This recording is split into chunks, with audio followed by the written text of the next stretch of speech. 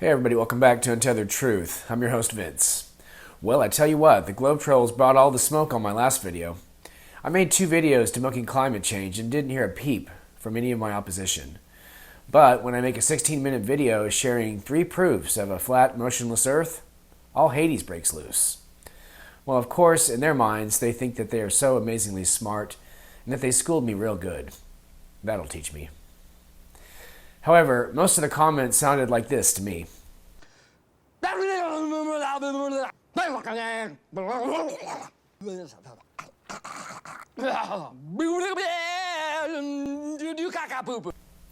I originally planned to do 4 to 6 videos, but I may be doing a whole lot more based on the response I got from this last one. This tells me I'm right over the target because that's where the resistance pops up. Therefore, I got a whole lot of mo for you Globe Trolls. I got some great content for you, so just get strapped in and get ready, because I'm bringing the heat right back on the 2nd edition of Empirical Evidence for Flat Earth. Probably the most convincing thing I remember learning when I finally crossed over to the biblical Earth model was the point that was made about the North Star, otherwise known as Polaris. I think the evidence was irrefutable, so I'm going to share my thoughts on that. And I'm sure many of you will share your thoughts too.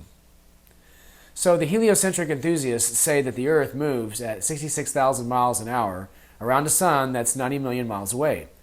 That same sun is traveling through space at 400,000 plus miles an hour. On top of that, the Earth is tilting on its axis all year long. So tell me how a star like Polaris is always directly above the North Pole for thousands of years. Also, how is it possible that we would see the same constellations for thousands of years as well? Ancient civilizations used stars to navigate their way through the Earth before there was GPS. Something so dependable like clockwork that people have used for navigating for thousands of years. Yet the stars are in predictable areas above the Earth every year, no matter how far our solar system travels. It simply doesn't make sense. Well, that's just an appetizer. Trust me, we got a lot more to talk about. So let's talk a little bit more about the sun, since there's a lot of solar activity that I find very interesting. Now, we're told that the sun is over 90 million miles away. Yet the sun leaves hot spots on the clouds, and light coming from a million miles away simply just wouldn't do that. Let's check out this clip and see if our eyes will deceive us.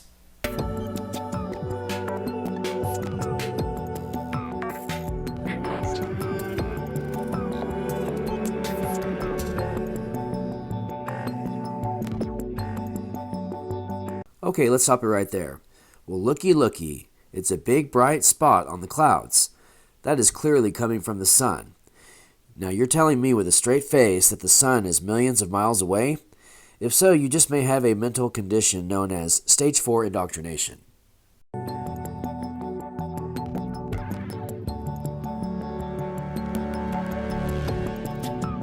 Now anybody can recreate a hotspot on the surface. Just take a flashlight and hold it high off the ground. Then put the flashlight close to the ground and you'll see a massive concentration of light in a very small area. This is just common sense. Light disperses the farther away it is.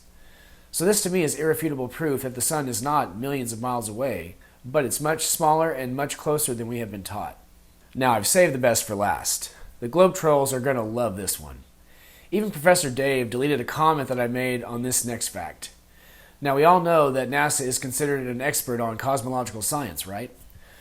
Well, what would you say if I told you that they have declassified documents showing that their rocket and aircraft flight calculations work based on the assumption that the atmosphere is stationary, the Earth is flat, and the Earth is non-rotating? Well, they not only mention those terms once or twice, but more than a dozen times in their own documents. That's right, the gods of all the globe Earth crusaders admit that their own math works on a flat, non-rotating Earth. You don't believe me? Well, let me show you something. Now in the next several clips I'm going to read the text word for word in context so that you will see that I am accurately sharing their own scientific calculations and observations. In this paper, the rigid body equations of motion over a flat, non-rotating Earth are developed that are not necessarily referenced to the body's center of mass. Lastly, the equations of motion for the zeroth order problem of flight in a vacuum over a flat Earth are presented. The DPS equations of motion use 4 assumptions that simplify the program while maintaining its fidelity for most maneuvers and applications: point mass modeling, non-turbulent atmosphere, zero side forces, and a non-rotating Earth. The example problem is a fixed time problem in which it is required to determine the thrust attitude program of a single-stage rocket vehicle starting from rest and going to specified terminal conditions of altitude and vertical velocity, which will maximize the final horizontal velocity. The idealizing assumptions made are the following. 1. A point mass vehicle. 2. A flat, non-rotating Earth.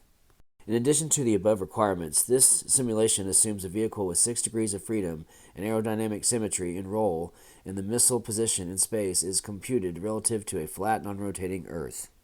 Within the program, the nonlinear equations of motion include 12 states representing a rigid aircraft flying in a stationary atmosphere over a flat, non-rotating Earth. The nonlinear equations of motion used are 6 degree of freedom equations with stationary atmosphere and flat, non-rotating Earth assumptions. Equations for angles of attack and sideslip relative to both a rolling and non-rolling body axis system are derived for a flight vehicle for which radar and gyroscopic attitude data are available. The method is limited, however, to application where a flat, non-rotating Earth may be assumed. The nonlinear equations of motion used in this model are general 6 degree of freedom equations representing the flight dynamics of a rigid aircraft flying in a stationary atmosphere over a flat, non-rotating Earth. The aircraft trajectory model employed in this study was derived based on the following assumptions. A. The Earth is flat and non-rotating. The helicopter equations of motion are given in body axes with respect to a flat, non-rotating Earth. The aircraft equations of motion used in this PID analysis are derived from a general system of 9 coupled nonlinear differential equations that describe the aircraft motion, reference 4. These equations assume a rigid vehicle and a flat, non-rotating Earth. In our minimum time to climb problem, the aircraft is modeled as a point mass and the flight trajectory is strictly confined in a vertical plane on a non-rotating flat Earth. So there you have it. If NASA needs to assume a stationary atmosphere and a flat, non-rotating Earth for their equations to work, then flat Earth is not a figment of your imagination. Even rocket science has to pay homage to flat Earth. Checkmate! That's it, man. Game over, man. It's game over. What are we gonna do now? What are we gonna do? Hey guys, thanks for joining me today. Please don't forget to like, comment, subscribe, and share the video with friends and family. You can follow me on Facebook at Untethered Truth Prevails. You can also find me on Twitter at UntetheredVince. If you'd like to give to me financially, you can go to Patreon, and you can find me there at Untethered Creations. I'm also on Venmo, and you can find me if you go to Vince-Barton-1. Once again, I really appreciate you all for joining me, and I wish you good success in the pursuit of truth. Grace and peace to you all.